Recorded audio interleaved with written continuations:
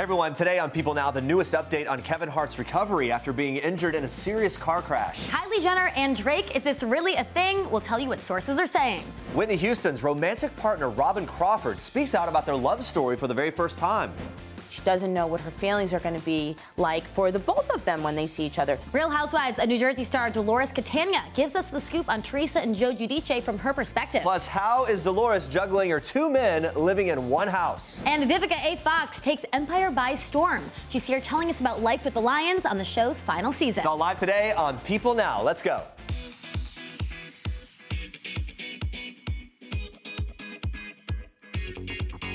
Hey, happy Wednesday, everyone. Welcome to People Now. Great to see you. There's a packed show today, A lot to get to, so here's what you need to know and what's trending for today.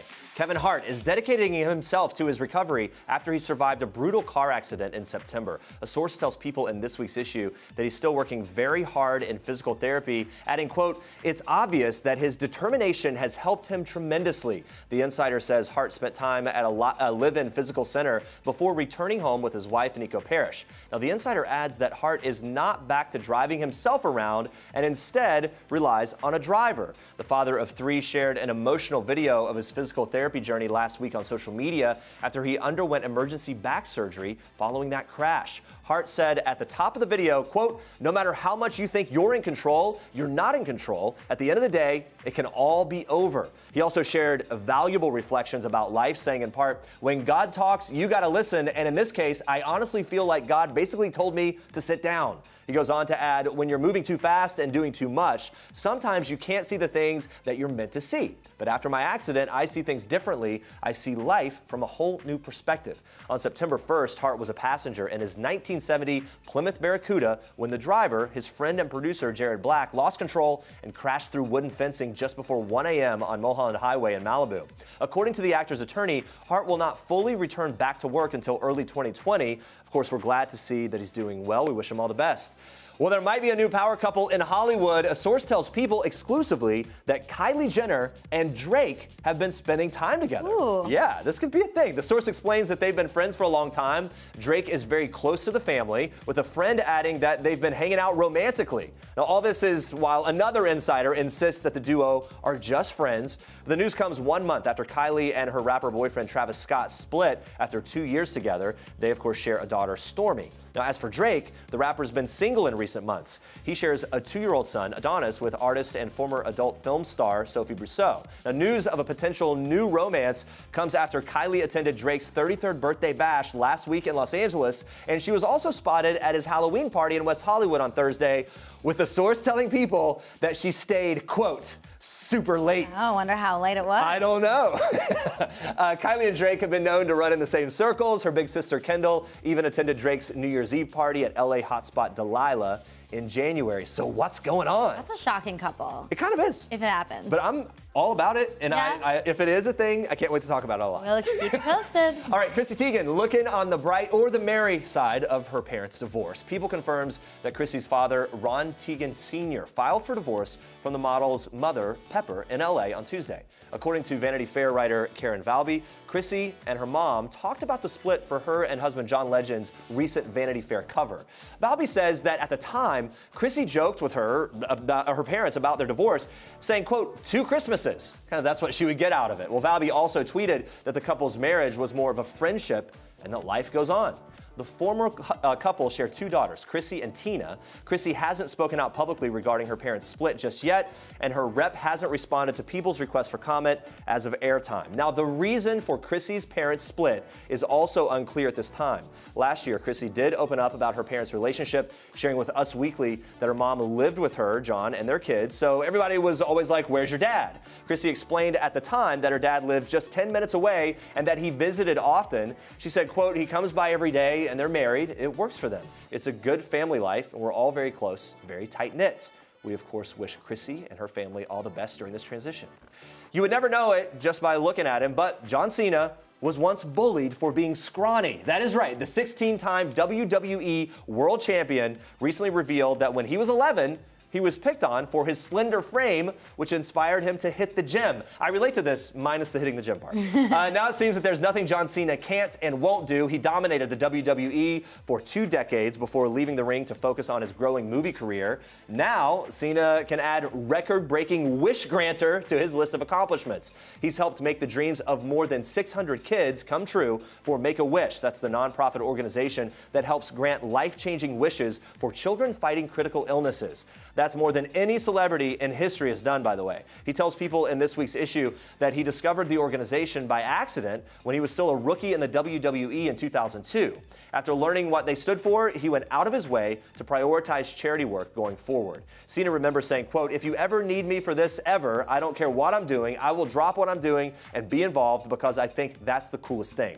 And he adds, "We've all experienced that joy of giving a gift for the holidays where you just nail it. That's the same gift I get in giving back to people's lives and being able to give them wonderful emotional moments." Now, Cena doesn't just hold the privilege of most wishes granted by a single individual. He also happens to be the most requested celebrity for the foundation. That's according to Today. He tells us, "If you were given one wish, what would you do with it? I don't know if hanging out with John Cena would be at the top of my list, but the fact that that is on someone's list is the coolest thing. So I approach it with that attitude, like, this is fantastic. Let's make this wonderful." He really does seem like such a great guy. I love this. And that's not the only positive thing that Cena has been doing lately. He plays a smoke jumper in the upcoming film Playing with Fire. He pledged $500,000 to the Los Angeles Fire Department Foundation and the California Fire Foundation. That's amidst those California wildfires that are causing millions to evacuate their homes. This just proves again, John Cena, very impressive, and his Playing with Fire co-star Keegan-Michael Key opened up to us about a few other things that Cena's doing that just add to his impressiveness. Watch this. John Cena picks up new hobbies. So the 2 of the hobbies that he's doing right now, he's learning Mandarin, like you do, and he also is learning to play the piano. And so in Playing with Fire, he actually plays the piano. He plays the piano practically in the movie. I don't know if it coincides with him knowing he was going to do it, the lessons, but he's really, really wonderful about picking up new things and expanding his mind. Great to hear from him. Yeah. Right? Lots of love from all the public, lots of love from his co-stars. He's doing some great things, which is amazing. And you've got more for us in Star Trek. I do. We are kicking off Star Treks today with a breakup. Say it ain't so.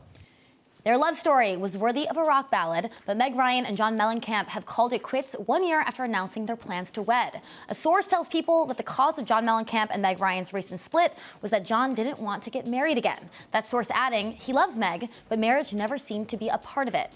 The news of their split came 1 year after going public with their plans to tie the knot. The former couple dated on and off for nearly a decade. The source also told People John and Meg have had a volatile relationship from the beginning. He doesn't mean to be gruff, but it can happen, and it's hard to be around. The pair were first linked back in 2011 before breaking up in 2014. They later reconciled in 2017, and the situation now, as another source puts it, is par for the course. Mellencamp has 5 children, including 2 sons with his ex-wife Elaine Irwin, and Meg Ryan has been married once before to actor Dennis Quaid. They have 1 son, Jack Henry.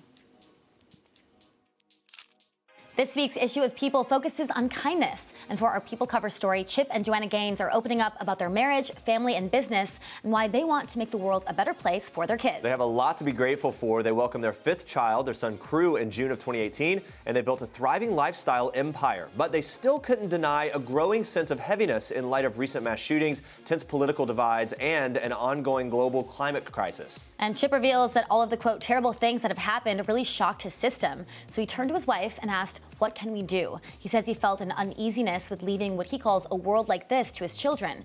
So the couple came up with the idea of kindness flyers. They've gone on to create 4 different flyers with tear-off tabs that encourage kind acts like volunteer at a charity and thank a veteran for their service. They've been stapled up in schools, offices, and on street lamps. People even send Chip and Joanna notes with the tabs that they've used. This is an amazing idea. Yeah, one major focus has also been on helping raise funds for cancer, like when Chip helped raise over $500,000 in honor of his friend Gabriel Grunewald, who died from a rare form of cancer in April. Chip tells us their efforts to make the world a better place got really personal for him.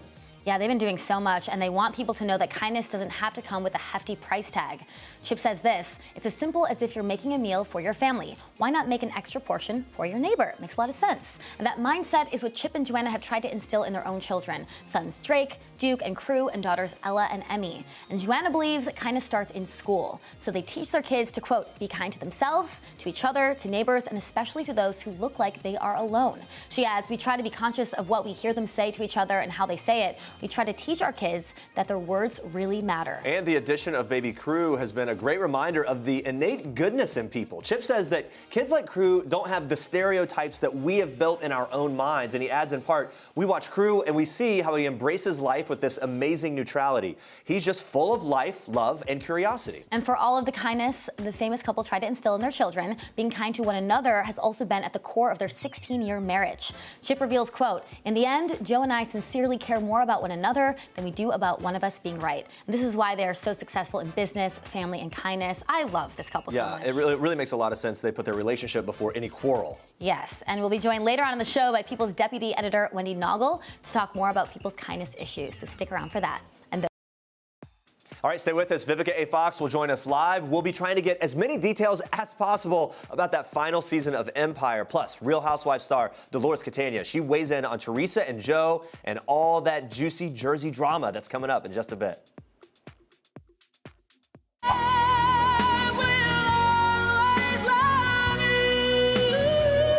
And still gives you the chills. Whitney Houston, of course, belting out her iconic song, I Will Always Love You, in her music video. We're learning more about her relationships, and there was no one closer to Whitney Houston than her best friend, Robin Crawford. In the early 80s, Robin was Whitney's romantic partner, something Robin has never spoken about until now. In her powerful new memoir, A Song for You, My Life with Whitney Houston, excerpted exclusively in this week's People, Robin is finally sharing her story and their love story. And joining us now to give us more details, People Magazine's East Coast News editor, Liz McNeil. Thank you so much for being here. Good to see you. Thank you. Why was now the right time for Robin to share her story? She said that she had kept her story close to her for so long, but she didn't like the negativity that had been coming out the last few years. Things were always focusing on the negative, sort of the final years, the end, the drugs, her death. And she wanted to celebrate her and sort of remember her legacy. And obviously, Whitney Houston's such a huge star. Can you elaborate some on Robin and Whitney's relationship and how exactly they initially met? They met when they were kids, really, right? Robin was 19. Whitney was just about to turn 17. They were camp counselors in East Orange, New Jersey. And Robin went to go hear her sing at church, and she just couldn't believe it. They would listen to music together, make notes of songs that Whitney might sing one day. And then she really is with her by her side as she becomes a superstar. So kind of fast friends in terms of just their lives aligning. But then when did the relationship turn romantic? I think pretty early on. It was a story of young love. They fell in love with each other, and they were incredibly close. And it's really a love story. That's what our book really is about. Well, Whitney eventually broke off their romance. Why? So in 1982, she came to visit her one day, and she gave her a Bible, and she said, we can't be together in this way anymore. She wanted to marry and have children. She said that they'll use this against us, which is so sad because it tells you sort of about the fear of the time and sort of how people felt they couldn't be themselves. So Robin said it wasn't unexpected. They sort of knew sort of what the tenor of the times was. So Robin accepted it, and then they became and still were very, very close friends until Whitney's death. Okay, so she responded in actually a positive way. It must have hurt a bit, I would imagine. Of course, there was sadness there, but she accepted it, and she said, to me, it was a lesson in learning about unconditional love. And what did their relationship look like after the breakup? Well, Robin's always by her side the whole way through, every concert, every tour, Super Bowl, famous Super Bowl appearance. And so she was her loyal protector. She was her protector. She was at her side. Anything Whitney needed, you'd go to Robin. Yeah. And for fans and people that have followed along closely, people know that Robin and Whitney's closeness spawned a lot of speculation about Whitney Houston's sexuality. How did the couple deal with that kind of speculation, that kind of scrutiny? It was uncomfortable, as it would be for any of us. And Robin makes a point in her book that no matter how many hit records she had, she's at the top of the charts, it's still the thing that people can't leave alone. But she said they didn't use labels. It wasn't something that they felt they had to share. And so it was something that they kept close. But I'm sure it was difficult. And what does Robin hope people take away from her new memoir? you know, as she says, she wants to lift Whitney's legacy. She wants people to remember her for her incredible music, what she gave people. And like all people, she was a complicated person. But she wants people to remember her for who she really was. And then how's Robin doing today? Robin's great. You know, she is a strong, forceful, powerful, loyal woman, and she has a partner, she has a wife, they've adopted 2 kids. She's a fitness trainer, and she focuses on families being fit together and being healthy. And I think she really wants her friend to be remembered in a very loving way. Yeah. Staying busy. That's great to hear. It's such a fascinating story. It really is. Yeah. Thank you Really so much, Liz. Thank and you. for more of Robin Crawford's Memories of Whitney Houston, pick up the latest issue of People on newsstands Friday. Now we switch gears to this. Watch. What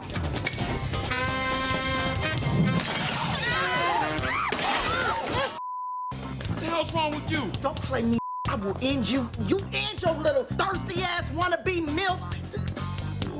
But not really a MILF. You getting old from the rest of the home? Is that what you're doing to my home, girl?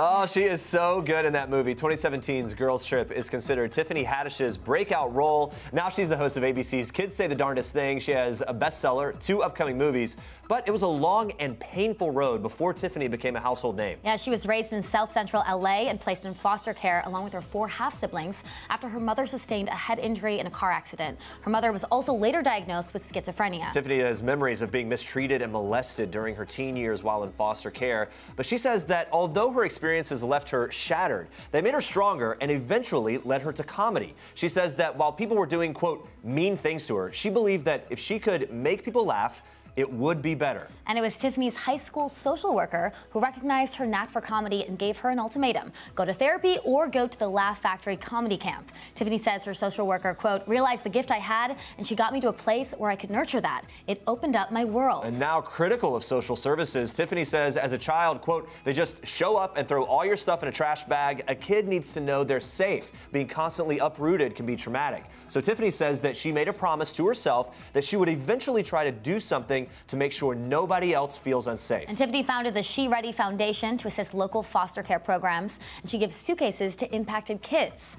A suitcase is pretty symbolic to Tiffany. She says her grandmother gave her one when she was 18 years old, and when she got it, she felt like the most important person ever. And she adds, trash bags make kids feel like trash. Suitcases make them feel like travelers. I really like that. Yeah, through charity drives and ticket sales to her comedy shows, Tiffany has donated thousands of suitcases, and she also meets with children in foster care and group homes in order to share her own experiences. She says when you're in foster care, if the right person comes into your world, even for just a moment, they can help you reset and restart. Why not be that person? Yeah, Tiffany's story is one of many that we're spotlighting in People's Kindness issue. We asked even more celebrities to tell us about the kindest thing anyone has ever done for them and what kindness means to them. Check it out. I have to say I've been surrounded by a lot of kindness my whole life. Kindness doesn't necessarily have to be gigantic. Kindness really comes into the little things. And I think the kindest thing that has ever happened to me is my team forgiving me every time I'm demonic because of the pressures of life. And I think that's really kind of them. I feel like kindness and respect, because really fundamentally they're kind of in a way the same thing. If you're kind to someone, you are respectful to them. You are showing them respect. My friends knew that I was down yesterday. I had a little bit of a low, and I was crying over my eggs at a restaurant, kind of embarrassing. And I called one of my friends for support, and I think she called a few other friends, so they all called me to just cheer me up and back me up. So it was good. It was nice. I'm thinking about my mom, who lets me sleep in and gets up with my son when I just need that extra hour. I'm thinking about my son, who tells me I look beautiful when I get dressed up. And I think his dad prompts him to do that, but it doesn't matter. It's like the greatest thing when your 4-year-old's like, Mom, you look so pretty. I was going to get a coffee, and the barista at the coffee shop looked me in the eye and asked me how I was. And I actually was having a really bad day, and they could see it in my eyes or something, and I was like, I'm okay. And they were like, you're gonna be great. And I was like, thanks. And it was an act of unnecessary kindness from a stranger, and it really lit up my day. Honestly, I feel like one of the most kind things that anybody's ever done for me is ask me how I am and really want to know. Because I think when we ask people how they are, but we're not prepared to really be present for an honest answer, we send out the message that people's truth in the moment doesn't matter. Like, right, we're just saying like, how are you? But I want you to put on a costume and pretend that you're fine, because I don't want to be uncomfortable. But when people say, how are you? And they're really prepared for the answer, no matter how great or how bad a day you're having, I feel like that's really kind to create that space for somebody else. All right, and here to talk to us more about the kindness issue, we are joined by People's Deputy Editor, Wendy Noggle. Thank you so much for being here. Thank you. Good to see you. People's launched the first ever Kindness Awards with this new kindness issue. I love this. I love the theme of it. I love the feel of it. Regular people and celebrities who have gone over and beyond doing kind things. What do you hope people take away from this issue? I think one of the things is we're in such divisive times, but this is something all in our control. It takes one thing, one word, one thank you, one nice gesture, and you can really change that. And it has such ripple effects. Research proves it has that kind of reach. Mm-hmm. Yeah, one person featured in the issue, Julia Roberts, and she says when she thinks of kindness, she thinks of her sister, Lisa. So why is that? So back when Julia was moving from Georgia to New York, her sister, who was 19, probably a really busy teenager, said, come, live with me, sleep on my floor. It really was something that she welcomed her with such open arms that gave her the springboard to pursue her dreams and her career. And let's talk about another star. Terry Crews revealed 10 people who changed his life and helped him become the man that he is today. What can you tell us about some of the people that were kind to him? There were so many great stories from Terry. One of the most impactful was his high school coach, Lee Williams. And he said, Terry, you should go to college, you should go to a Division I school, you should go on scholarship, you are good enough. And Terry's father had been quite abusive, and that was something he had never really heard before. So it really was a life-changing Like the moment. affirmation, yeah. Exactly, exactly. And then you had Game of Thrones star Emilia Clarke. She opens up about how strangers and loved ones helped her heal after 2 brain hemorrhages. Yes. A really scary time of her life. What'd she tell people? Well, in her first brain hemorrhage, it was a total surprise, obviously, and it was quite scary. The paramedics came, they gave her medication, which eased her pain, and then wrapped her up like a taco in the back of the ambulance, and then they made her laugh. And it was in that moment that she really felt cared for, and that humor kind of helped her get through it. I love this one. The widow of Mr. Rogers, Joanna Rogers, revealed lessons that she learned from the man, Fred Rogers. What are some of the lessons that she shared? Mr. Rogers, of course, sets the bar for kindness, and one of the things that she told us is it is important for him to just be there. He had a friend who was sick with cancer in South Carolina, and even though he was on crutches and had a hard time getting around, he went down there just to be with his friend. Sometimes kindness is about showing up. Yeah, and People's also giving out kindness awards celebrating everyday people, good Samaritans. One such person, Stephanie Bowman, and she's gonna be on the show tomorrow. She's amazing. So why did they choose her? She's incredible. So back when she was a young mom with 2 kids, she was homeless and addicted to cocaine, and her daughter climbed into a dumpster to feed the family. And a woman at a restaurant said, stop, don't do that. I will make sure you are fed. Come back when you need it. And Stephanie has gotten her act together, and many years later has a charity in Orlando that provides for 3,000 people a month because she never forgot that one act of kindness that changed her life. It truly is a great example of the sort of pay it forward method, and one thing leading to another and another, and that ripple effect. So many great kindness award winners. Is there anyone else that stands out to you from the issue? Yeah, there's a lot. One that sticks out to me is John Potter, and he has a great story. It started in a sad moment that a woman at a gas station came up to him and asked him for a ride to a domestic violence shelter, and he said no. He instantly regretted it. He searched for her, couldn't find her. And because he couldn't find her, he devoted his life to being kind to others. And now he's completed more than 1,000 acts of kindness, big, small things, and in August just donated a kidney to a total stranger. Wow. So you really can make a difference if you put in just a teeny bit of effort. The power of kindness, the power of regret as well, right? Such amazing stories. Thank you so much, Wendy, for stopping by. Yeah, good to talk to you. Everyone, you can grab a copy of People's The Kindness Issue on stands this Friday. Now watch this.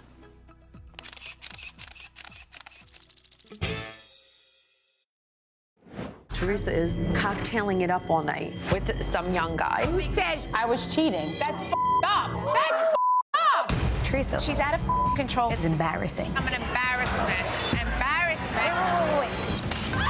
Trying to watch The Godfather, not the Bobby. I wouldn't. That's right. The mistake is that I have not had your back enough, because as far as I'm concerned, I have. Wow, a lot of drama. We are here with Dolores Catania to talk all the drama coming out of the Garden State as season 10 of The Real Housewives of New Jersey premieres tonight. So nice to see you, Dolores. We love you here. Thank you. I love being here. This was my first show ever that I came on. Yeah, we remember it well. You've been several times. I We've had feel a lot like of fun. family, you know, like when I meet people, I love them. I feel like family. Well, let's talk about what we just saw there a little bit in the trailer. You never disappoint, Jenny. Come on, do we? No, you don't. You guys have it so dialed in. In the trailer, you seem to go at it with Margaret a little bit about the whole not having her back thing. That wasn't Margaret. Was it? Oh, is it just who are we going at here?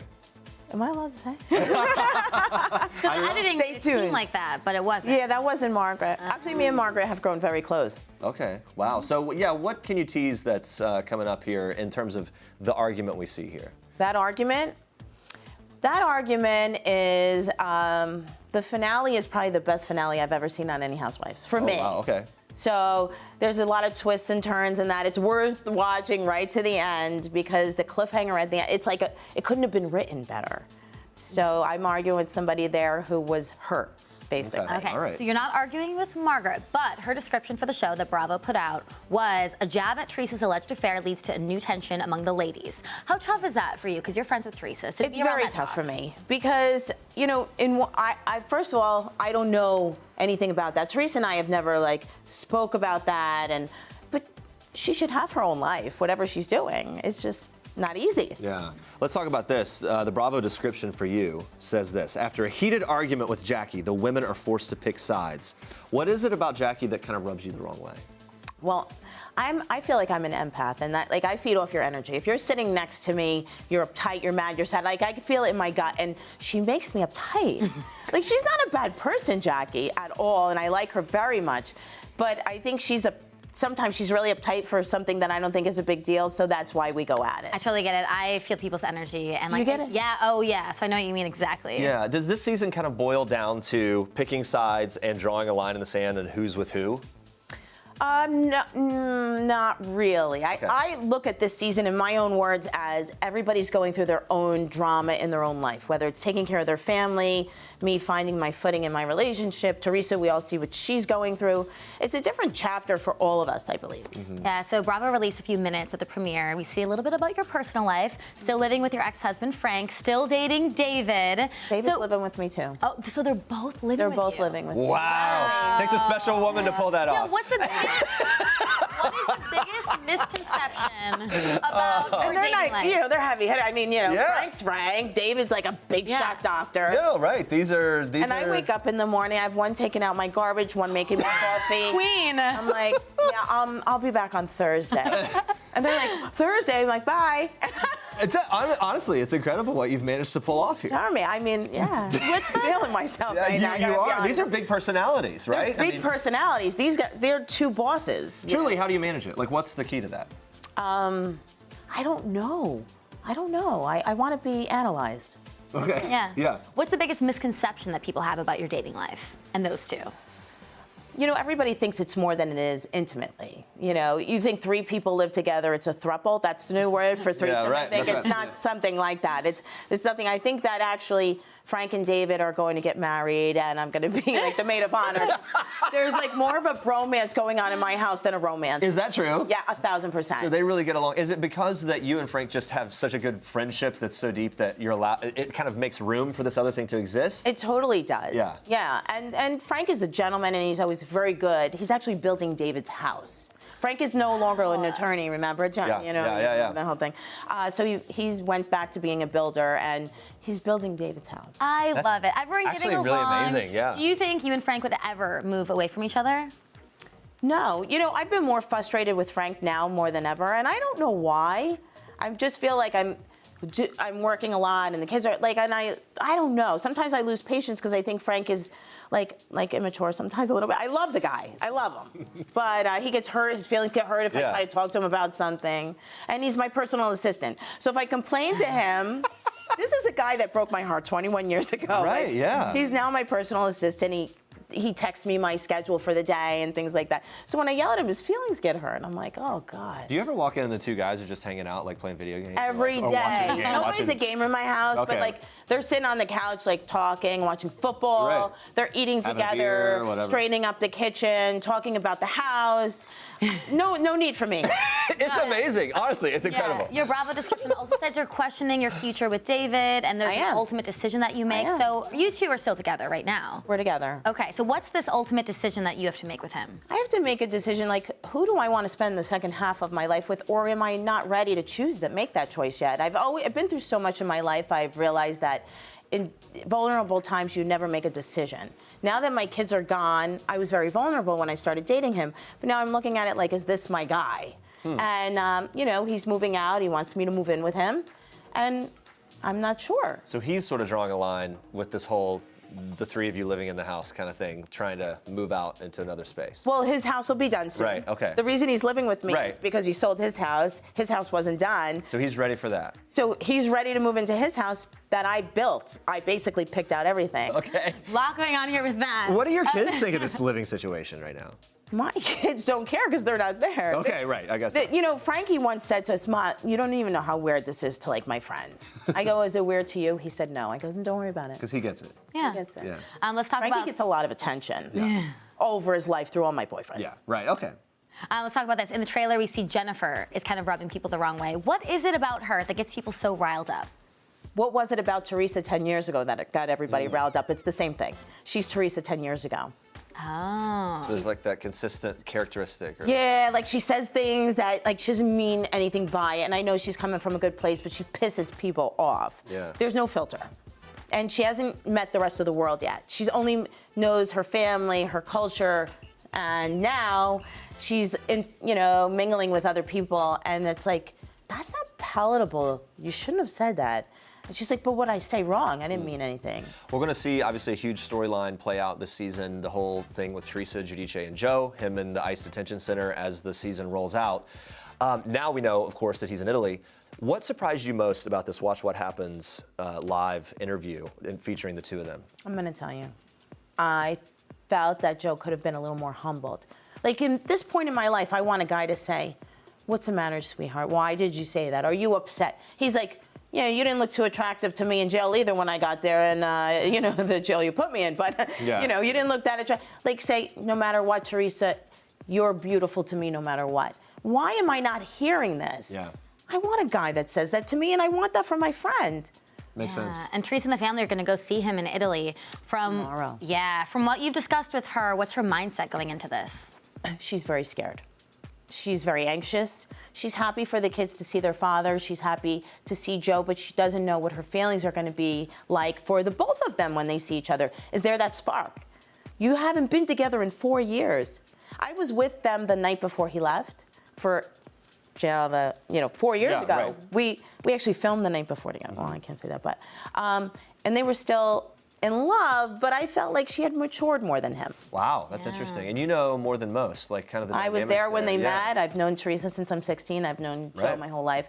So- And I want them to, whatever it is at the end, to be like what I have with Frank. Like, still be a family. Do you think that Teresa and Joe will ultimately stay together? No. You don't, for sure. No. Do you think this trip to Italy is going to be the kind of final test of that? Yeah. I think this is a very, it's going to define how things are going to go. Maybe the next trip. Maybe if she went alone. You feel funny around your kids. Like, we're like, oh, let's go sneak off. The kids are in the other room. It's not like you have 4 teenagers you're going with. Your dad is there.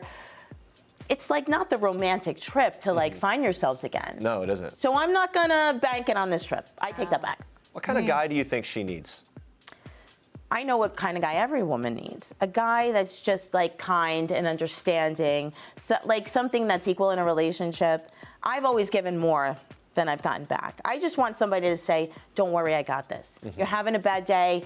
Something's not right. Sit down, let's talk about it. Like a human. I mean, Right. I don't, like, you're probably like that, Jeremy.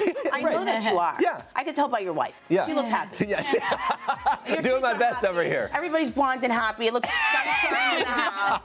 Look at your Instagram. That's what everybody wants. It seems like you have that now with your 2 guys in the house.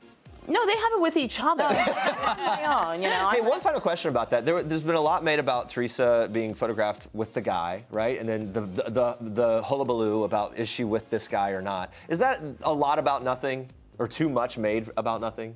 When you're in the public, it's always too much made about nothing. I don't know about this guy. Yeah. I've never seen them together. Nothing. Okay. Yeah. All right, we're gonna play a round of People Now Confess Sesh. You ready? You got I got it. it here. Perfect. I'm reaching for the can. Okay, it's easy. You reach in the bowl, you grab a slip of paper, read it out loud, and then answer the question. Ooh, here we go. I don't have my glasses on. The craziest diet or workout I've ever tried was, I've tried every diet. I've tried every workout. I mean, there's no like just one. I recently did the HCG diet and lost 25 pounds. Oh. Wow. It was 700 calories a day. Try that one. That was tough, right? It wasn't that bad. Really? Injections in your stomach. But let me tell you, Okay. it wasn't, no, every morning you wake up, it was so like little tiny, I would have drank it if I could. It was so good, I felt great. It's called the HCG diet. Wow, congrats that it works for you. That's fantastic. There's more. Oh, I can take another one? Oh, let me put this here so I don't take out the same diet one. Okay. The one former Jersey housewife I'm closest to is Caroline Manzo. And Jacqueline. What do you guys? We're both very close. What do you connect over the most? History. Yeah. We've known each other for so long, and Jacqueline has the biggest heart in the world. Caroline Manzo and Teresa have had sticky situation for me, I'm not gonna lie. I'll bet, How do you navigate that? I don't take sides. Yeah. No, you never take sides between sisters. When sisters are fighting, and that's what I consider that. That's smart. Yeah. My mom taught me that. Yeah. The Jersey housewife who I think would do best on Celebrity Big Brother is me. I think you're right. Me. And I'll do it. And you'll do it? Okay, listen up, everybody. Give her the call. I absolutely can see that. You would kill it. That would be so good. Think so, Jeremy? Oh, yes. Can we make that happen? Make it happen. Okay. All right, let's do one more. You don't have to say who, but is there a current cast member on your show you wish wouldn't return, yes or no? No. I think this crew together and this cast is really good. Yeah. And I think that everybody's happy with them too. There's a good mix of everything, more than there's ever been. And you all bring it. Yeah, absolutely. Yeah, we do. Yeah. Thank you so much. Thank you. It's always good to see you and to catch up with you. And guys, be sure to watch Dolores on the season 10 premiere of The Real Housewives of New Jersey, 8 p.m. Eastern on Bravo, and every Wednesday after that. Okay, ladies, so what do you think? Nice. That outfit has everything. Boom, bam, pow. Yes, What honey. is it? Yes, now we just have to figure out what store we're gonna hit up first. The only choices we're making this weekend is cash or charge. We hitting them all up. I think I stayed with Lucius for so long because I didn't want to feel like I wasted all of those years, you know. Here. Stop. Look. Look at you. Are beautiful. Now, I'm coming up with a rule. The first person that uses the L word is getting bopped in the head Black Mamba style. I love it. The final season of Empire is here, and in it, Cookie relies a lot on her sisters to navigate through life. Here to talk to us about Empire and much more, we are joined now by Vivica A. Fox, who plays Cookie's older sister, Candace. Thank you so much for coming. You're welcome. Thank you for having me. You look so great. I love the purple hair and makeup, the shoes. We're kicking off the holiday season. Okay, so I yeah. thought I'd bring some sparkle. Yeah. Well, you know what? There is a radiance about you, and when you watched back there, I love how you light up watching that playback. You're really pumped to be a part of this season. I really am. I Yeah. mean, it's the final season of Empire. It's been on for 6 amazing seasons. And I'm just so glad that this season that the sisters are having fun with each other. I'm going to tell you, it was very difficult when I first started the show to fight with Taraji. That's all we did was like, So this season, it's all about the sisters having fun. Didn't you get the news around your birthday that you were going to be a regular on the final season? Well, I was actually doing, oh, yes, I did. This season I did. I thought you thought about when I first got cast. but for this season. Yes, for this season, yes. It was an awesome birthday present. Yeah, I bet that added to the birthday celebrations, I would imagine. Yeah, which I went to Montego Bay, Jamaica with 43 friends, and it was lit. Wait, with how many friends? 43. Oh, my goodness. But guess what? We all got along. You know, you go on a trip with a lot of people, you already know somebody's going, you'll be like, now see, they ain't never coming back.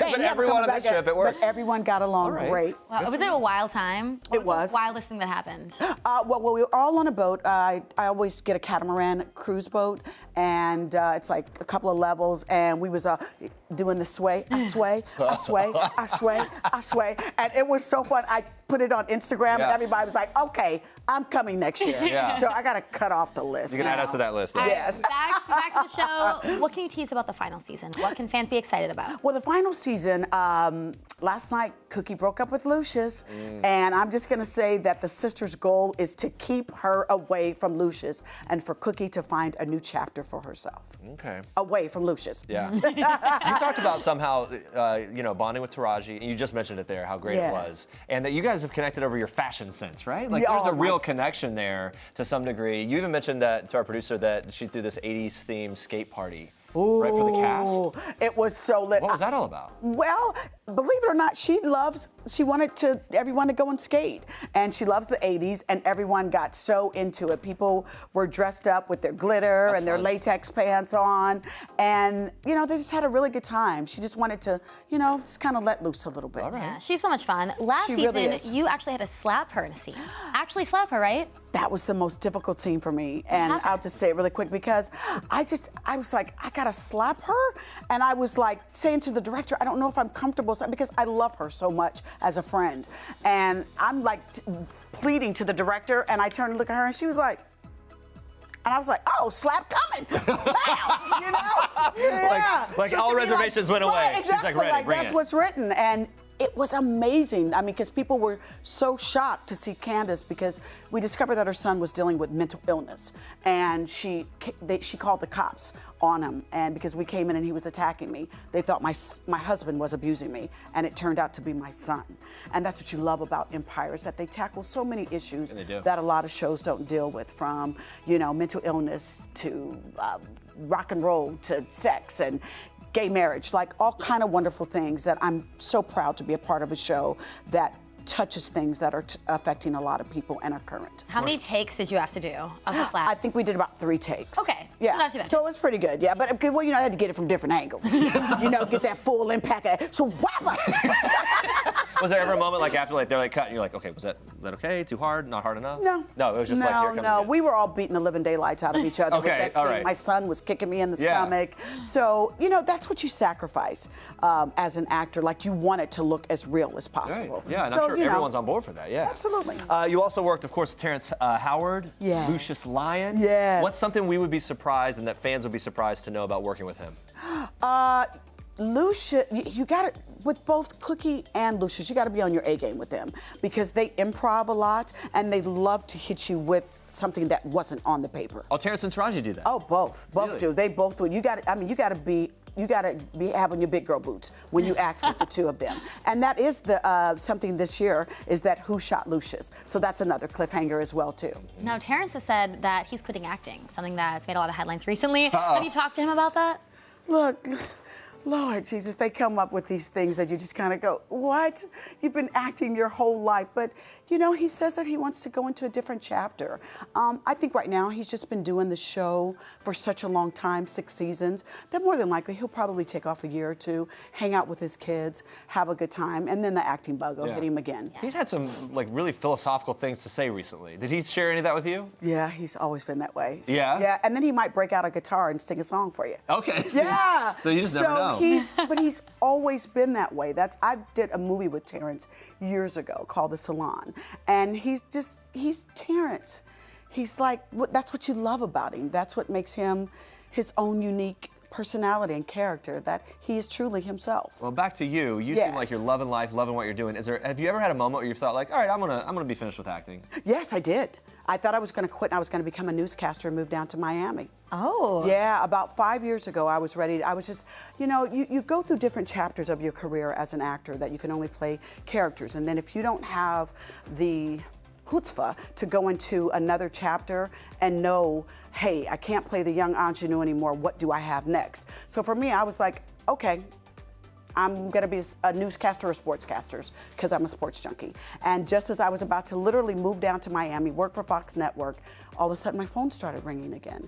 And I think that's because I was ready to surrender and go into a new chapter and not afraid to try a new chapter. Yeah. Wild how things work out. And you never know really what's is. going to happen. Lee Daniels saw you on Celebrity Apprentice. Yeah. And that's how you got onto Empire? Yeah, I had that epic boardroom showdown with Kenya Moore, and he called me that night and he was like, I gotta have you on Empire. He kept his word. 3 months later, he said, I'm going to have you play Cookie's older sister. Are you okay with that? And I said, absolutely. And here we are, the final season. That is wild. I mean, it truly is. Like, I love hearing your story and how things have just evolved over time and the new waves. And yeah. We've been doing our deep dive on you. And something I love about you, you are a big fan of Prince Harry and Meghan Markle. Yes, I am. You had a party when they got married. Yeah, our pink champagne party. All yes, in, yeah. What do you make of all the tabloid scrutiny that they've gotten in the UK and how tough they've been on Meghan? Oh, I think it's unfair, but it's part of it. I mean, she's the hot new chick on the block, so they're gonna run that. But what I love more than anything else is the way that Harry protects her.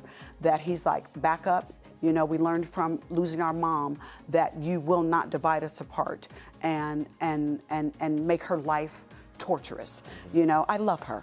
And so if you guys don't get it, to hell with you. Boom. That's you know, you're exactly right. I love that too, and how they're saying like this is the way we're doing it. All right, time to play a game. You ready? I'm ready. We have with us People Now's Wheel of Questions. The game is easy. All you have to do is give the wheel a spin, whatever category it falls on. We ask you a question about that. Okay. Are you ready for this? Yes, ready. Here we go. Spin that wheel. Spin that wheel. Can we get a round of applause from the studio audience in here loud? Come on.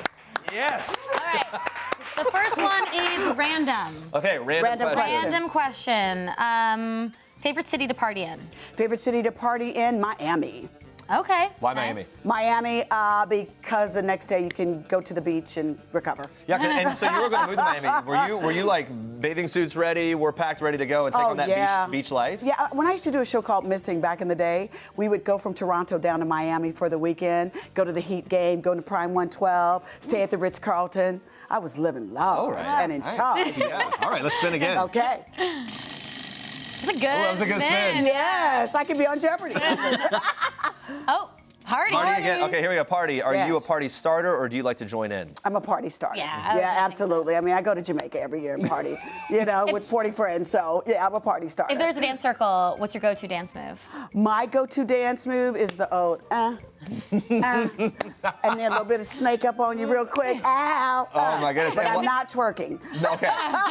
What's the party must-have for you? Party must-have for the thing me? that you've got to have, like you're throwing a party. All right, this is number one on the list. A great location. Okay, yeah. Great location. Because that just like Absolutely. facilitates it. Everybody's Absolutely. excited. Got to have a great location and good booze and good music. Yeah. All right, spin again. One more time.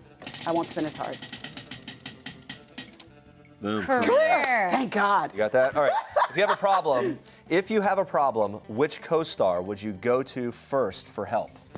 If I had a problem with the script or something like that? Yeah, in your work situation.